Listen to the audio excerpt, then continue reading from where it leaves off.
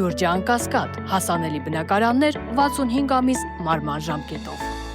Հայաստան, Ադրբեջան նոր սրացում եւ նոր պատերազմ չի լինելու է խաղաղություն, ազգային ժողովի ամբիոնից հայտարարել է Հայաստանի վարչապետ Նիկոլ Փաշինյանը։ Թե Հայաստանը, թե Ադրբեջանն Ալմաթայի հռչակագիրը ըստ էության դարձրել են ընդհանրապես հարաբերությունների կարգավորման բազային սկզբունք։ Իսկ այդ հռչակագրում խորհրդային հանրապետությունների սահմանների անխախտելիությունը, միմյանց տարածքային ամբողջականության ճանաչումը, ներքին գործերին չմիջամտելը, ուժի եւ ուժի սպառնալիքի չկիրառումն են բազային սկզբունքներ, ասել է Փաշինյանը եւ Հայաստանում ու Ադրբեջանում գործող բոլոր ուժերին կրկին կոչ արել լինել ծայրահեղ պատասխանատու, չանել հայտարարություններ, որոնք ուղղակի կամ անուղղակի հակասում են այս տրամաբանությանը։ Հայաստանը եւ Ադրբեջանը միմյանց միջև խաղաղության եւ միջպետական հարաբերությունների հաստատման մասին համաձայնագրի նախագիծը համաձայնացրել են, նախագծի համաձայնեցման շուրջ բանակցությունները ավարտել եւ ինչպես ցույց տվեցի ապրիլի 15-ի իմ զեկույցում, համաձայնագրի ստորագրման համար որևէ խոչընդոտ չկա։ Համաձայնագրի տեքստը համաձայնեցված է։ Մոռացեք Հայաստան-Ադրբեջան էսկալացիայի եւ պատերազմի մասին։ Հարավային Կովկասի պատմության նորեջը պիտի բացենք միասին եւ մենք պատրաստ ենք միաժամանակ ստորագրել խաղաղության համաձայնագիրը եւ Մինսկի խմբի կառույցները լուծարելու մասին Հայաստան-Ադրբեջան համատեղ դիմումը ԵԱՀԿ-ին։ Վրաստան են գնացել Հայաստանի եւ Ադրբեջանի փոխարտգործնախարարները, եռակողմ հանդիպում փակ ձևաչափով։ Պաշտոնական հաղորդագրությունները սեղմ են քննարկվել են հարցեր, որոնք հետաքրքիր են երեք երկրներին։ Եռակողմ հանդիպումը չի հակասում եւ չի փոխարինում համագործակցության գոյություն ունեցող ձևաչափերին։ Ավելի շուտ դա երեք հարևան երկրների լրացուցիչ ջանքերն են կառուցողական եւ փոխշահավետ ներգրավվածություն հաստատելու համար։ Տպավորություն է, թե այս հանդիպմանը նախորդող օրերին Ադրբեջանի նախագահը պատրաստվում էր կեղծ տեղեկատվական գրոհի տակ պահել վրացի բարձրաստիճան պաշտոնյաներին։ Ադրբեջանա-վրացական մտերմությունը վերջին օրերին աչք էր ծակում։ Փորձագետները նկատում էին, որ թեև այդ երկրների հարաբերությունները տարիների պատմություն ունեն, բայց հիմա առավել նկատելի անցուդարձ կա։ Մի քանի օր առաջ էր Ալիևը պնդել, որ Ադրբեջանն ու Վրաստանը որպես տարածաշրջանային դերակատար երկրներ պետք է տարածաշրջանի հարցերը միասին լուծեն։ Ապրիլի 16-ին ընդունել էր Վրաստանի նախագահին հանդիպմանը հայտարարել, որ կարևոր է միջին միջանցքի դերը, որը անցնելու է Վրաստանով ու Ադրբեջանով։ Ալիևին հաջողվում է ակտիվացնել իր նախընտրած հարթակները խաղից դուրս թողնելով արտատարածաշրջանային միջնորդներին, որոնց անունը լսել չի ուզում։ Նաև Հայաստանի տարածաշրջանային դերն է նվազեցնում։ Վրաստանը իր հերթին տնտեսական հանգամանքներից ելնելով ադրբեջանական դիվանագիտական ժեստին ընդառաջ է գնում։ Համատեղ միջազգային պրոյեկտներ, մեծ ներդրումներ, փողը հարց է լուծում։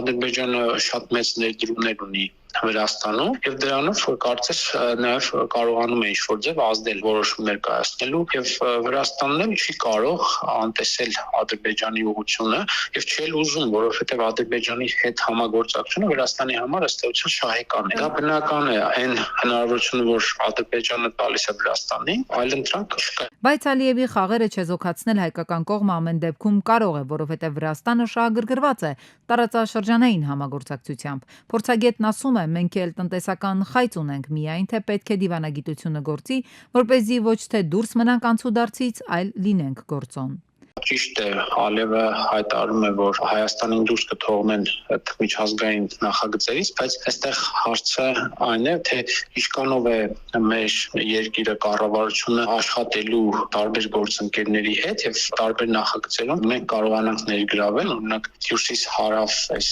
նախագիծը, որ Իրանով,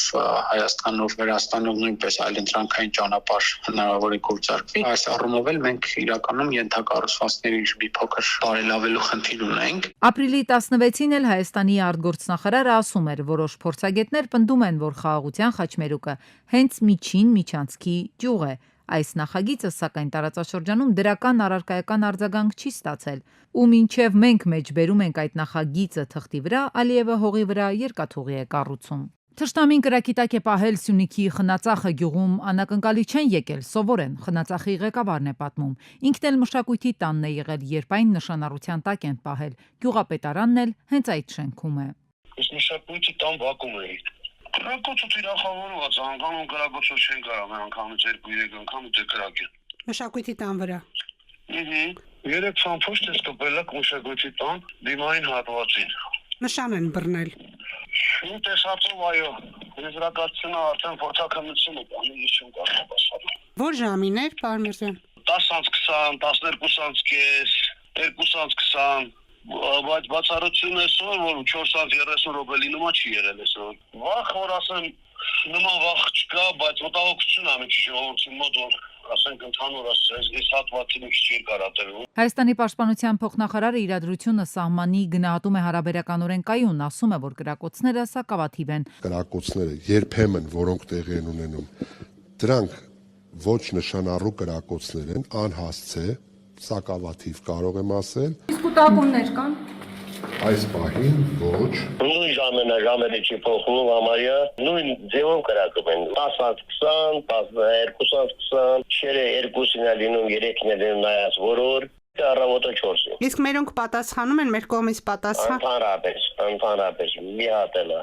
Եվ ահա Հայաստանի պաշտպանական գերատեսչությունը պաշտոնապես հաստատեց հաղորդագրություն տարածեց, որ ապրիլի 13-ին ժամը 22:20-ի սահմաններում Ադրբեջանի զինված ուժերի ստորաբաժանումները կրակել են Խնածախի ուղղությամբ, վնասվել է գյուղի մշակույթի տունը։ Կոչ արեց ադրբեջանական կողմին հետաքննել Խնածախի մշակույթի տան գնդակոծման փաստը եւ հրապարակային պարզաբանումներ անել։ Ադրբեջանի ռազմական գերատեսչությունը պատասխանեց, հայտարարեց հայկական կողմը անհիմն իրականությանը չհամապատասխանող հայտարարություն է տարածել։ Մենք եւս մեկ անգամ հայտարարում ենք, որ ադրբեջանական բանակի ստորաբաժանումները երբեք կրակ չեն բացում քաղաքացիական անձանց եւ քաղաքացիական օբյեկտների վրա։ Հայկական զինված ուժերին մեղադրելով սադրանքների մեջ Բաքուն համառորեն պնդում է ադրբեջանական բանակը իբր համարժեք միջոցներ է ձեռնարկում միայն իրենց դիրքերը հրետակոծող հայկական զինված ուժերի սադրանքներին ի պատասխան։ Ստերի այս տարափի մեջ նրանք ծպտունել չեն հանում, որ Երևանն է առաջարկել հրադադարի ռեժիմի խախտման դեպքերի մասին տեղեկությունների հետաքննության Հայաստան-Ադրբեջան համատեղ մեխանիզմ ստեղծել, բայց մինչ օրս չեն արձագանքել։ Կոնկրետ զսպող մեխանիզմ չկա տվյալ դեպքում։ Այս պարագայում Ադրբեջանի գործողությունը միանշանակ ուղղված է ռազմավարական առավելություն ձեռք բերելուն։ Մյուս կողմից Հայաստանը պետք է խնդիր ունի սա ցույց տալու, որ այս ագրեսիան նախով է հստակ ագրեսորը տվյալ իրավիճակում, չվախենա օգտագործել այդ բառը, եւ որ սա ազդում է ոչ միայն կոնկրետ երկու կողմերի, այլ ողջ տարածաշրջանի անվտանգային համակարգի խարխլման վրա։ Ֆրանսիան է արձագանքում հայ-ադրբեջանական սահմանի լարվածությանը, արտգործնախարարը մտահոգություն է հայտնում։ Շատ անհանգստացած եմ սահմանին լարվածության աճով, հուսով եմ, որ եվրոպական առաքելությունը կարող է ընդլայնվել, որպեսզի կարողանա դիտարկել եւ զսպել այդ լարվածությունը։ Այժմ անհրաժեշտ է ստորագրել խաղաղության պայմանագիրը եւ ազատ արձակել կամայականորեն ձերբակալվածներին ու բանտարկյալներին։ Բարոյի հայտարարությունից Բաքուն տեղնուտեղը ջղաձգվեց։ Փարիզին կեղծավորության համար մեղադրեց, ձևակերպեց, թե Հայաստանին մահացու զենք մատակարարելը չի ծառայում խաղաղությանը։ Մաղձ է թափում Փարիզի վրա ու կեղծ լուրեր տարածում։ Իբր Հայաստան լրացուցիչ ռազմական ուժեր է տեղակայել Ադրբեջանի Նախիջևանի հետ սահմանին։ Ադրբեջանական տելեգրամ ալիքները բողոքված են այս կեղծիքով։ Գրում են, թե իբր վերջին շաբաթներին Հայաստանի զինված ուժերն ակտիվություն են ցուցաբերել այդ տարածքում, ինչ կա Ալիևի մտքին։ Հայկական կողմի մեղադրական քարոզն է անում ու կրակում։ Փոխադարձ մեղադրանքների ու վիրավորանքների պակաս չկա։ Խորհրդարանում հայտարարությունների ժամեր։ Պատիվ ունեմից Աննա Մկրտչյանը հիշեցրեց, հայոց ցեղասպանության 100-րդ տարելիցին տարբեր գերտերություններից էին եկել Հայաստան։ Հասարակությունն ըստ падգամավորի սեփական հաղթանակ էր համարում յուրաքանչյուր պետության կողմից ցեղասպանության ճանաչումն ու դատապարտումը։ Հետո մեղադրեց գործող իշխանությանը, ձևակերպեց, թե այսօր պաշտոնական Երևանից ցեղասպանություն բառը լսելը գրեթե անհնար է։ Հիմա պարզվում է պաշտոնական Երևանի համար այս օրակարգն առաջնահերթ չէ։ Պարզվում է պետք է դեռ հասկանան ինչ է եղել, իրենց իբր հասկանալի չէ։ Պարզվում է հիմա ուզում են հաշվել զոհերին ու անուն ազգանունները իմանալ։ Պարզվում է որևէ մեկը մեզանից Արարատի հետ էլ կապ չունի։ Արարատը հիշեցրեց Արարատի նկարով ամբիոնին մոտեցավ նաև ընդդիմադիր մյուս ուժի Հայաստան խմբակցության падգամավոր Քրիստինա Վարդանյանը, ասաց ցեղասպանության 110-ամյակին պետական միջոցառումներ չեն լինելու։ Ըստ Վարդանյանի, երբ հարցնում են ինչու, պետական հանձնաժողով չկա, պատասխան չեն ստանում։ Հիմա էլ այդ նույն քաղաքական ուժը, որը Ադրբեջանից եկող սպառնալիքներ նախ մեղմացնում, նոր սպառնալիք է գտել մեր ժողովրդի համար, ու այդ սպառնալիքը ոչ ավել, ոչ պակաս Արարատ լեռնա։ Պարզվում է, եթե մենք մի քիչ շատ խոսենք Արարատի մասին, մի քիչ շատ նայենք Արարատին, ընդհանրապես խոսենք ու մեզ իդենտիֆիկացնենք որպես ժողովուրդ, որի ինքնության հիմքն է Արարատը, Թուրքիան կջղայնանա ու կարող է նաև հարձակվել։ Իշխանականներն էլ հակադարձում են ընդդիմադիր падգամավորներին, падգամավոր Ղազարյանն ասում է վարչապետը երբևէ որևէ ելույթում որևէ առիթով չի հերքել պատմական իրողությունները,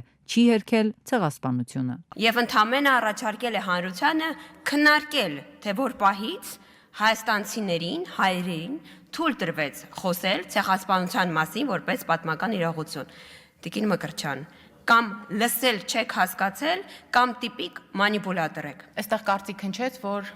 իշխանությունը եւ իշխանության ներկայացուցիչները վախենում են արտաբերել ցեղասպանություն բառը, ես արտաբերում եմ ցեղասպանություն։ Ուրացման քաղաքականություն վարելու համար ընդդիմությունը մեղադրեց իշխանությանը։ Հանդիպակաց կողմից ասացին, պատմական իրականությունը հերթական փորձն է։ Ազգային ժողովի կանոնակարգ սահմանադրել Կառավարություն ազգային ժողով հերթական հարց ու պատասխանն առանց ընդդիմության անցավ։ Կառավարության անդամներին հարց տալու համար 7 падգամավոր հերթագրվեց։ Տեղեկացնեմ նաև, որ այսօր բացակայ են առողջապահության նախարար Անահիտ Ավանեսյանը եւ տարածքային կառավարման եւ ենթակառուցվածքների նախարար Դավիթ Խուդացյանը եւ ողջ ընդդիմությունը բացառությամբ Հովիկ Աղազարյանի եւ Հակոբ Ասլանյանի, որոնք ասում են, որ իրենք ընդդիմություն չեն, հետեւաբար ընդդիմությունը բացակայ է։ Անընդհատ ձգձգվող, չստորագրվող խաղաղության պայմանագրին, ադրբեջանական կողմի պարբերական կրակոցներին ու տարածվող ապատեղեկատվությանը որևէ անդրադարձ չեղավ։ Միայն արտգործնախարար Արարատ Միրզոյանը падգամավորներից մեկի հարցին պատասխանելով անդրադարձավ Լեռնային Ղարաբաղի հարցը օրակարգից հանելու վերաբերյալ մեղադրանքներին։ Այս կառավարությունը վարչապետ Փաշինյանի գլխավորությամբ արել է ամեն ինչ, որպեսզի այդ մարդկանց իրավունքների եւ անվտանգության հարցը որևէ կերպ հասցեագրվի եւ հիմա մեղադրել մեզ այդ հարցը օրակարգից հանելու այն պայմաններում, երբ մենք այս մասին խոսում էինք, մեզ մեղադրում, երբ որ ասում էինք, որ նշադողը իջեցնել է պետք եւ այդ դեպքում մենք կարող ենք խոսակցություն ունենալ, մեզ էլի մեղադրում էին դավաճանության մեջ, մեզ էլի մեղադրում էին, չգիտեմ, հողեր ծախելու մեջ եւ այլն, շատ, այսինքն իրենք որևէ կերպ հրաժարվում էին մասնակցել այդ խոսակցությանը, այդ թվում եւ այստեղ նստած մարդկանց դրդմամբ։ Հանրահայտ չի, որ Լեռնային Ղարաբաղը մերժեց օրինակ մասնակցել Սոֆիայի հանդիպմանը։ Հիմա մեզնից ի՞նչ են ուզում։ Այսինքն ձեռ են առնում, ես չեմ հասկանում։ Այս հարցերի պատասխանը լրջորեն պիտի տրվի վերջը, թե չէ։ Ներհայաստանյան խնդիրների մասին ԿՊԱ-ական падգամավոր Արեն Մկրտչյանը հետաքրքրվեց, թե Լոռիում երբ կմեկնարկեն կապիտալ վերականգնման աշխատանքները, քանի որ դեբետի վարարման շրջանը սկսվել է, անդադար անձրևներ են։ Փոխվարչապետ Տիգրան Խաչատրյանը վստահեցրեց, հարցն իրենց ուշադրության կենտրոնում է։ Մենք տարածքային կառավարման եւ ենթակառուցվածքների նախարարության հետ միասին նախնական աշխատանքներ ենք տանում գույքագրելու համար այն տեղամասերը, որոնք գետի վարարումների դեպքում կարող են վթարավտանգ լինել։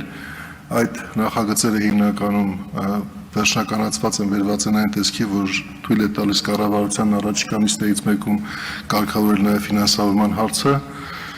Հուսով եմ, որ առաջիկա 2 շաբաթների ընթացքում կտանք համապատասխան լուծում նաև այդ մասով։ Այսինքն գտնվում է հարցը մեր ուշադրության կենտրոնում, նախագծման եւ որոշակի նախապատրաստական աշխատանքների շրջան ենք անցնում եւ կկարգավորենք։ Նոտարական գրասենյակներ կան, որոնք իրենց մատուցած ծառայությունների դիմաց պահանջում են, որ քաղաքացին կանխիկով վճարի։ Արտարադատության նախարար Սրփուի Գալյանը վստահեցրեց, նոտարական ծառայությունների դիմաց գումարը քաղաքացիները պետք է վճարեն անկանխիկ։ Իհարկե, առանց որևէ ազդակի մեր վերահսկողական վարչությունը պարբերական ուսումնասիրություններ իրականացնում է, որոնց արդյունքում որոշակի խախտումներ արձանագրվում եւ բացահայտվում են, բայց միայն դա բավարար չէ, ուստի կրկին կոչ եմ անում բոլոր քաղաքացիներին նման տիպ խնդիրների դեպքում դիմել նախարարությանը։ Արդարադատության նախարարը հորդորեց քաղաքացիներին նման խնդրի հանդիպելու դեպքում անպայման դիմել իրենց։ Ապրիլի 13-ից 14-ը Վիեննայում արտաքին գործերի նախարար Արարատ Միրզոյանի գլխավորությամբ տեղի է ունեցել Եվրոպական ու Հյուսիսային Ամերիկայի երկրներում եւ միջազգային կազմակերպություններում հավատարմագրված Հայաստանի դիվանագիտական ներկայացուցչությունների ղեկավարների համաժողովը։ Մտքեր են փոխանակվել տարածաշրջանային եւ միջազգային իրադարձությունների շուրջ։ Նախարար Միրզոյանը ներկայացրել է հարևանների հետ հարաբերությունների կարգավորման գործընթացներում վերջին զարգացումները։ ԱՄՆ պետքարտուղարն ու Թուրքիայի արտաքին գործերի նախարարը հեռախոսազրույց են ունեցել։ Ըստ հաղորդագրության նրանք քննարկել են Իրանի եւ նրա վստահված անձանց կողմից տարածաշրջանային անվտանգության եւ կայունության համար սպառնացող վտանգները։ Ռուբիոն եւ Ֆիդանը կարևորել են նաեւ հակաահաբեկչական գործակցությունն ու ՆԱՏՕ-ի ուժեղացումը։ Ռուսաստանն ակնկալում է, որ ավելի քան 20 պետությունների եւ կառավարությունների ղեկավարներ որպես հյուրեր ներկա կլինեն մայիսի 9-ին Մոսկվայում կայանալիք հաղթանակի շքերթին։ Այս մասին հայտարարել է Դմիտրի Պեսկովը։ Նա ընդգծել է, որ Մոսկվան ուրախ կլինի տեսնել բոլորին, ովքեր պատրաստ են ռուսների հետ միասին նշել այդ շքեղ ամսաթիվը։ Ռուսաստանի Դաշնության նախագահի մամուլի քարտուղարը լրագրողների խնդրանքով մեկնաբանել է նաեւ այն տեղեկությունները, որ Կիևը որոշել է մայիսի 9-ին դիվանագետների շքերթ անցկացնել, որոնք աջակցում են Ուկրաինայի ներկայիս իշխանություններին։ Պետդեպարտամենտը չեղյալ է հայտարարել տարբեր երկրներում, այդ թվում Հայաստանում օտարերկրյա օգնության ծրագրերի ֆինանսավորումը։ Արտաքին օգնության ուղղված $215 միլիոն արժողությամբ 139 դրամաշնորհները պետքարտուղար Մարկո Ռուբիոն անարժեք է որակել եւ վերանայման պայման դրել։ Հայաստանյան նախագծից բացի կրճատվել են նաեւ պետդեպարտամենտի տարբեր ծրագրերի դրամաշնորհները Բելարուսում, Բուլղարիայում, Բրազիլիայում, Մեծ Բրիտանիայում, Լիբիայում, Մավրիտանիայում, Մոլդովայում, Թունիսում, Ուզբեկստանում եւ Շրի Լանկայում։ ԱՄՆ նախագահ Ջո Բայդենը պաշտոնից հեռանալուց հետո առաջին անգամ քննադատել է Թրամփի վարած քաղաքականությունը։ Նա սոցիալապես ապահովության վարչության նկատմամբ Թրամփի վարչակազմի գործողությունները կործանարար է որակել։ Տեսեք ինչ է տեղի ունեցել հիմա 100 օրվա ընթացքում այս նոր վարչակազմն այնքան շատ վնաս է հասցրել ու այնքան բան է ավերել։ Ուղղակի շունչդ կտրվում է, որ դա կարող է տեղի ունենալ այդքան շուտ, ասել է նախկին նախագահը CNN-ին։ Վարչապետ Բենյամին Նեթանյահուն հեռախոսով զրուցել է Ֆրանսիայի նախագահ Էմանուել Մակրոնի հետ։ Զրույցի ընթացքում Իսրայելի կառավարության ղեկավարը վճռականորեն մերժել է Պաղեստինյան պետություն ստեղծելու գաղափարը, ընդգծելով, որ նման որոշումը խթան կհանդիսանա իրանական ահաբեկության համար, ասված է Նեթանյահուի գրասենյակի տարածած հաղորդագրության մեջ։ ՆԱՏՕ-ի գլխավոր քարտուղար Մարկ Ռյուտեն չի բացառել Ուկրաինայի անդամակցությունը ՆԱՏՕ-ին։ Ավելի վաղ Հյուսիսատլանտյան դաշինքի ղեկավարը այն համարել է անշրջելի գործընթաց, միաժամանակ ընդգծելով, սակայն, որ այն պետք չէ կապել ռուս-ուկրաինական պատերազմում խաղաղության համաձայնագրի հետ։ Երբ մենք ասում էինք, որ Ուկրաինան մի օր կդառնա ՆԱՏՕ-ի անդամ, մենք չէինք խոստանում, որ դա կլինի խաղաղության համաձայնագրի մի մասը, ընդգծել է Ռյուտեն։ Հոնկոնգի փոստային ծառայությունը դադարեցնում է Ամերիկայից եւ դեպի Ամերիկա ուղարկվող փաթեթների առաքման ծառայությունները։ Այդ քայլը կապված է Թրամփի անցած շաբաթվա կայացած որոշման հետ, որով վերացվել է Հոնկոնգից Ամերիկա ուղարկվող փոստային առաքանիների համար սահմանված նվազագույն, այսպես կոչված de minimis բացառությունը։ Հոնկոնգը արդեն դադարեցրել է ծովային ճանապարհով առաքվող փաթեթների ընդունումը, իսկ օդային փոխադրումներով ուղարկվող փաթեթները դադարեցվելու է ապրիլի 27-ին։ Ֆինանսական շուկաները դեռ շոկի մեջ են Թրամփի տարբեր երկրների համար սահմանած մաքսատուրքերի տարիֆներից։ ԱՄՆ արժեթղթերի շուկան, նաև բիթքոյնը արագ արձագանքեցին դրան, անկում գրանցելով։ Բիթքոյնի կուրսն էլ օրինակ 80,000-ի վերևներն էր, այսինքն մոտ 88-89,000 էր հասել։ Հետո այդ հայտարարությունից հետո, երբ որ արդեն շուկան իմացավ, որ այսքան լուրջ ու կտրուկ սուր է տրամադրված Ամերիկայի նախագահը, բիթքոյնի կուրսը իջավ մինչև 74-75,000։ Բայց հիմա էլի անհստակություն կա, թե առաջիկայում ինչ է լինելու։ Մաքսատուրքերի հիմնական նպատակը իրենց մեկնաբանությամբ այն է, որ իրանք վերականգնում են Ամերիկան վերականգնում է առևտրային բալանսը, որ օրինակ չինացիները շատ ավելի շատ ապրանք են ուղարկում Ամերիկա, վաճառում ամերիկացիների վրա, քան թե գնում են Ամերիկայից ապրանքներ։ Հայտնի Cardano blockchain հարթակի հիմնադիր Չարլզ Հոքսինսոնը ամերիկյան CNBC-ին ասել է, լավատես է, նա հայտնել է, որ բիթքոյնն այս տարի կարող է հասնել $250,000։ Հոքսինսոնը, ով ավելի քան 1 տասնամյակ աշխատել է կրիպտո արդյունաբերության մեջ եւ աջակցել Ethereum blockchain-ի հիմնադրմանը, կարծում է, որ բիթքոյնը կհասնի $250,000 մինչև այս տարվա վերջ կամ հաջորդ տարի։ Միացյալ Նահանգների դաշնային պաուստային համակարգը կիջեցնի տոկոսադրույքները եւ դուք կունենաք շատ արագ էժան փողեր, որոնք կհոսեն կրիպտոարժույթներ։ Կրիպտոարժույթների շուկան լճանալու է առաջիկա 3-ից 5 ամիսների ընթացքում, իսկ հետո աճ կլինի, որը կարող է տևել մոտ 1 տարի։ Եթե մենք տեսնենք տնտեսական պատերազմի սրացում, շատ հավանական է, որ ժամանակավորապես կրիպտո շուկան նույնպես անկում ապրի։ Ոնց որ 2020 թվականին, երբ որ COVID-ը եղավ, այդ ճգնաժամը սկսվեց, այդ ժամանակ Bitcoin-ի կուրսը մեկ օրում մոտ 50%-ով անկում ապրեց, երբ որ Ամերիկայի թղթերի շուկան էլ մոտ 10-20%-ով անկում ապրեց, բայց դրանից հետո վերականգնվեցին շուկաները։ ԱՄՆ քաղաքական վերնախավը հայտարարեց, թե տարբեր երկրների համար մաքսատուրքեր սահմանելով առևտրային բալանսը անառողջ տնտեսությունն են առողջացնում։ ԱՄՆ նախագահի վարչակազմը համարում է, որ Միացյալ Նահանգներ Չինաստանից ավելի շատ ապրանք են ներմուծվում, քան այդ երկրից արտահանվում է։ Տնտեսագետների վարկածներից մեկն էլ այն է, որ այս ամենը Թրամփը հատուկ է անում, որ ֆինանսական ճգնաժամ ստեղծի ու լուծի Ամերիկայի գլխին կախված գերխնդիրը։ Այս տարի այդ պետական պարտքի վճարելու զգալի հատվածն է գալիս։ Նրանք փորձում են ճգնաժամ ստեղծելով նվազեցնել Ամերիկայի կենտրոնական բանկի տոկոսադրույքները, որպեսզի պետական պարտքը ավելի ցածր տոկոսադրույքով վերաֆինանսավորեն։ Ֆինանսական աշխարհի փոփոխությունները անդրադարձ են ունեցել աշխարհի միլիարդատերների, խոշոր ընկերությունների եւ բիզնեսի վրա։ Տեսլայի գործադիր տնօրեն Մասկի կարողությունը անցած տարվա նոյեմբերից ի վեր առաջին անգամ նվազել է $300 միլիարդ։ Տնտեսագետների ձևակերպմամբ դա տեղի է ունեցել Թրամփի մաքսատուրքերի կիրառման հայտարարությունից հետո։ Չնայած եկամուտների կորստին Մասկը շարունակում է հարուստների շարքում առաջատար լինել, առաջ անցնելով Ամազոնի հիմնադիր Ջեֆ Բեզոսին եւ Մետայի գործադիր տնօրեն Մարկ Ցուկերբերգին։ Հայաստանի Հանրապետության քաղաքացիություն ստանալու դիմումների աճ ունենք, որ վերջին 3 տարիների կտրվածքով կարելի է ասել եռապատկվել է, տարեկան կտրվածքով անցնելով 20,000-ը։ Այս մասին խորհրդարանում հայտարարել է ներքին գործերի նախարար Արփինե Սարգսյանը։ Սա բավական դրական ցուցանիշ է։ Մենք նաև սրան զուգահեռ խնդիր ենք ունեցել հասկանալու, թե ինչպես կարելի է ավելի թվայնացնել այս գործընթացը։ 24-25 թվականների կտրվածքով ընդունվել է քաղաքացիության ոլորտի փոփոխությունների հսկայածավալ փաթեթ, որը մեզ թույլ կտա ամբողջովին թվային հարթությունում իրականացնել դիմումների ընդունման ամբողջ գործընթացը։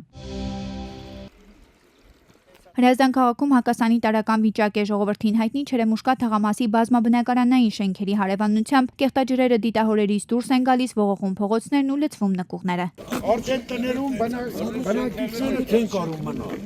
Խցանումն այստեղից սկսվել է, դրա համար այնտեղ չի աշխատում։ Եվ կարող է պատահի, ես ասենք, այս հատվածը փոխեն, այնտեղ հետև գրնալեն գա։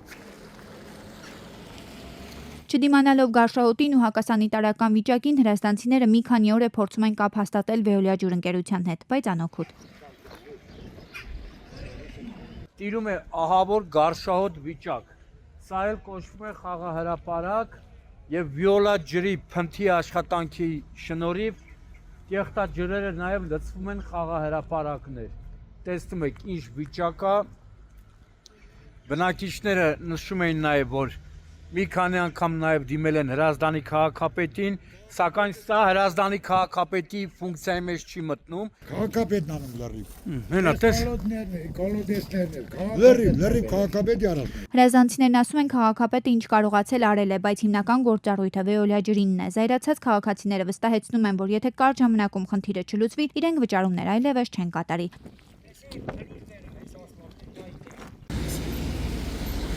Ապրիլի 15-ին խոշոր վթար է տեղի ունեցել մայրաքաղաքում, բախվել են 4 տրանսպորտային միջոց, ինչից հետո մեքենաներից Porsche հայտնվել է ճանապարհի մեջտեղում։ Վթարը տեղի ունեցել ժողովրդին հայտնի Թոխմախի գայի տեխաս մոտորների տեղում։ Ապրիլի 14-ին գրակոծներ են հնչել մայրաքաղաքում, վիրավոր կա, նա հրազենային վնասվածքով հիվանդանոց է տեղափոխվել, սակայն հիվանդանոց մեկնած ոստիկաններին բժիշկները հայտնել են, որ վիրավորը գտնվում է վիրահատարանում, ի վիճակի չէ որևէ բան հայտնել։ Իրավապահները պարզել են, որ վիրավորը հիվանդանոց է տեղափոխվել Ռոստովյան 13 հասցեի մոտից։ Դեպքի վայր են ժամանել քրեական եւ համայնքային ոստիկանները, ինչպես նաեւ ոստիկանության բարեկային ծառայության Երևան քաղաքի գնդի 4-րդ գումարտակի 3-րդ վաշտի պարեկները։ Տեղում էին քրեական ոստիկանության գլխավոր վարչության պետի 2 տեղակալները, Երևանի քրեական վարչության եւ Էրեբունու բաժնի պետերը, սակայն դեպքի վայրում կրակված պարկուճ կամ պարկուճներ, ինչպես նաեւ գնդակ չեն հայտնաբերվել։ Հանգամանքները պարզվում են, նախաձեռնվել է քրեական վարույթ։ Ոստիկանությունը, քննչական բաժինը պարզվում են վիրավորի ինքնությունը, ամենայն դեպս այս վայրում, որտեղ ենթադրյալ տեղի են ունեցել կրակոցները, 3 կրակոց, ոստիկաններն ու պարեկները, քննիչները պարկուճ, գնդակ չեն հայտնաբերել։ Ապրիլի 14-ին 36-ամյա նվերը Infinity of Tallinn դաշտադեմ ճանապարհին դուրս է եկել երթևեկելի գոտուց բախվել քարերին, ապա երկաթե արգելապատնեշներին ու շրջվել։ 2 հոգի տեղափոխվել են Թալին բժշկական կենտրոն։ Ժամանել են փրկարարության Թալինի շրջփրկարարական ջոկատի փրկարարները, ոստիկանության բարեկային ծառայության Արագածոտնի մարզի գումարտակի 2-րդ վաշտի առաջին դասակի պարեկները։ Վարորդը եղել է սթափ։